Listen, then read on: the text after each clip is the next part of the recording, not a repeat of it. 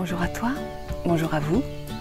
Aujourd'hui une petite vidéo pour vous parler d'intuition, ou plus particulièrement des freins à l'intuition. Alors déjà, qu'est-ce que l'intuition?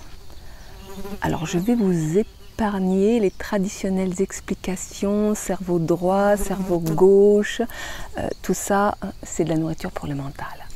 Je suis dure.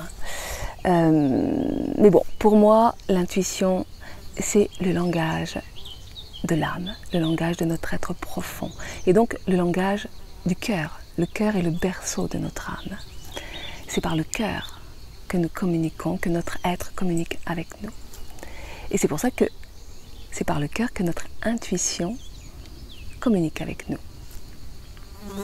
Donc, quand notre cœur est fermé, eh bien nous n'avons plus accès à nos intuitions.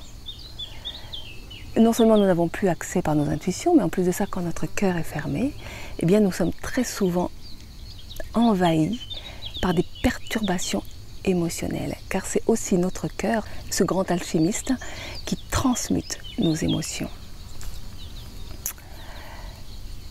Donc le premier frein à notre intuition, et qui est aussi le plus grand frein à notre intuition, c'est la peur. La peur qui est le moteur de notre ego et de notre besoin de sécurité. Alors avoir peur, c'est quelque chose qui est pas mal en soi, puisque la peur fait partie de notre instinct de survie et permet de mettre en place les actions nécessaires quand nous sommes en danger, matériellement, corporellement.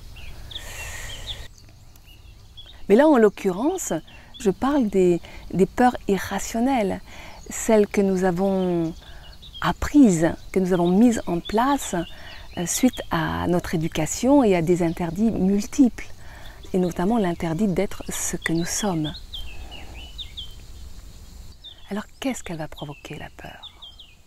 Eh bien, elle va nous amener à fonctionner essentiellement avec notre mental, et à nous diriger dans notre vie vers des personnes et des situations qui vont, soi-disant, nous sécuriser, nous protéger et nous permettre de vivre selon les codes et les attentes des autres, de la culture dans laquelle on vit. Et cela, bien entendu, va nous couper de notre intuition, parce que notre intuition, elle, ce qu'elle veut, c'est pas que nous ressemblions à tout le monde, elle ne veut pas faire de nous un mouton, elle ne veut pas qu'on plaise aux autres et à la culture. Ce qu'elle veut, notre intuition, elle, eh bien c'est d'être ce que nous sommes, de nous emmener vers notre être, puisque l'intuition est le langage de l'être.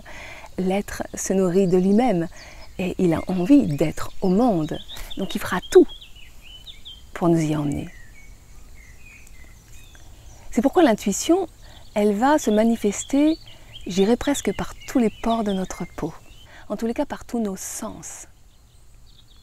Donc le premier sens, c'est le cœur, et c'est le cœur qui va être quelque part l'interrupteur de tous les autres sens. Et c'est pour ça que l'intuition va s'exprimer par ce qu'on appelle la clairvoyance, la clairaudience, la clairsentience, et puis aussi la clairconnaissance. Ça c'est le quatrième, c'est-à-dire que c'est à un moment donné, ça passe même plus par les sens, c'est on sait, basta, un point, c'est tout. Et donc j'ai déjà fait une petite vidéo où j'explique plus spécifiquement comment elle s'exprime à travers chacun de nos sens. Mais l'intuition ne passe pas que par l'intérieur. C'est-à-dire qu'elle va aussi s'exprimer par l'extérieur. C'est-à-dire en amenant à nous des signes qu'on pourrait voir, qu'on pourrait entendre, qu'on pourrait sentir. Et donc il s'agit là encore de pouvoir les décoder, ces signes. C'est-à-dire que ces signes, ils vont passer par des relations, par des situations. Et c'est ce qu'on appelle des synchronicités. Quand on arrive à mettre du sens, c'est ce qu'on appelle des synchronicités. Mais bien entendu, et je reviens à la peur, c'est quand on vit dans la peur, quand on veut absolument atteindre des objectifs que l'on s'est fixés, parce qu'on veut contrôler, parce que la peur nous fait contrôler, quand on veut quand on a des attentes, des quêtes de résultats. Et bien entendu, tout ça, ce sont des conditions, des conditionnements, ce sont des stratégies mises en place pour toujours se sécuriser. Enfin, tout ça n'est qu'une illusion, bien entendu. Donc, le plus grand frein à notre intuition, c'est la peur. Alors, comment faire pour désamorcer ce frein? Eh bien, tout simplement, lâcher prise. Ah, lâcher prise. Mais en quoi ça consiste de lâcher prise? C'est souvent... mais qu'est-ce qu'on fait quand on lâche prise? Eh bien, justement, on arrête de vouloir, de contrôler, d'avoir des quêtes de résultats, de chercher des réponses à tout prix, juste pour en revenir là, dans notre cœur. Mais cela nécessite d'accepter d'aller complètement vers l'inconnu, de traverser le vide quelque part, d'accepter de ne pas savoir et de ne pas toujours vouloir faire des choix.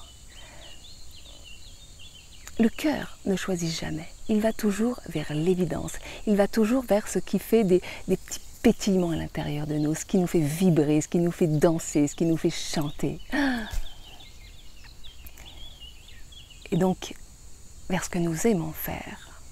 Et parfois, on a oublié ce que nous aimons faire. On ne sait plus ce que nous aimons faire. Eh bien justement, faites confiance en la vie. Et lorsqu'on commence à déléguer les rênes de notre vie à notre intuition, ben, ça c'est clair que de toute façon, on va vers l'inconnu, on va vers la co-création avec la vie, on vit dans l'instant présent, hein, parce que lâcher prise, traverser le vide, eh c'est vraiment l'art de l'instant présent, parce que, on n'a plus d'objectif, on n'a plus d'attente. Et c'est magnifique, c'est absolument magnifique.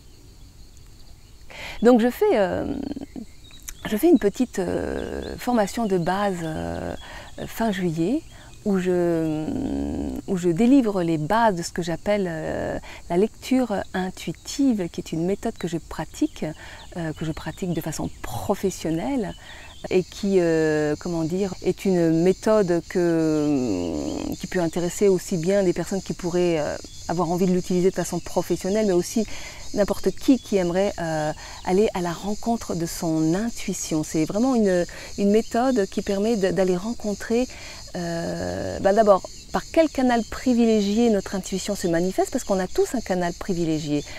L'intuition, elle se manifeste par tous nos sens, mais nous avons un canal privilégié.